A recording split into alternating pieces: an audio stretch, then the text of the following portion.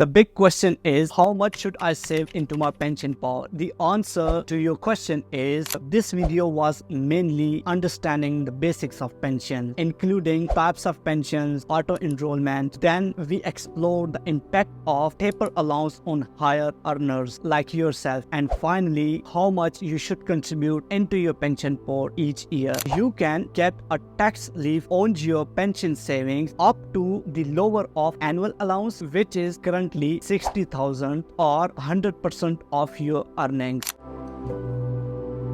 You can save as much as you like towards your pension each year. However, there is a limit that will get a tax relief. The maximum amount that will get the tax relief each year on your pension contribution is called an annual allowance. You can get a tax relief on your pension savings up to the lower of annual allowance, which is currently 60,000 or 100% of your earnings. In any case, if you exceed your pension allowance, then tax charge will be made, which obviously claws back any tax relief that was given at source. It might also be possible to contribute more than your pension allowance and still benefit from tax relief by utilizing unused pension allowance from previous 3 years. This is known as carry forward unused pension allowance. But that's not all. There's also something called taper allowance. Let's say annual pension allowance is 60,000 for 23-24 tax year. If your income is more than a certain amount, then taper allowance will apply, which means then your pension allowance will be less than 60,000. Now the question is, what is this certain amount? The answer to your question is, if your threshold income increases from 200,000 pounds, or if your adjusted income increases from 260,000 pounds, then taper allowance will apply. Now obviously I know the next question would be how to calculate this threshold income and adjusted income. In threshold income, all your sources of income will be added together, including salary, bonus, trading profit, pensions, rental income, any bond, any interest income, and of course dividend income. Any adjusted income would be calculated in the same way, just making tweaks here and there, like adding back the employer contribution and deducting any provisional relief like share loss scheme. Now once you understand threshold income and adjusted income, it's time to understand how taper works. Where both adjusted income and threshold income have been breached, then the rate of reduction in annual allowance is by 1 for every 2 pounds that the adjusted income exceed the 260,000 pounds, up to maximum reduction of 50,000 down to minimum annual pension allowance of 10,000 pounds. This results in the standard annual allowance being available for those with an adjusted income of less than 260,000, or reducing annual allowance for those with an adjusted income between 260,000 pounds and 360,000 pounds. Now the big question is, how much should I save into my pension pot? The answer to your question is, a good rule of thumb is to save a percentage of your earnings equivalent to half the age when you were started a business or employment. So if you started a business or employment at the age of 24, then you should contribute 12% of your earnings into your pension pot each year. Now the final piece in pension basic is relief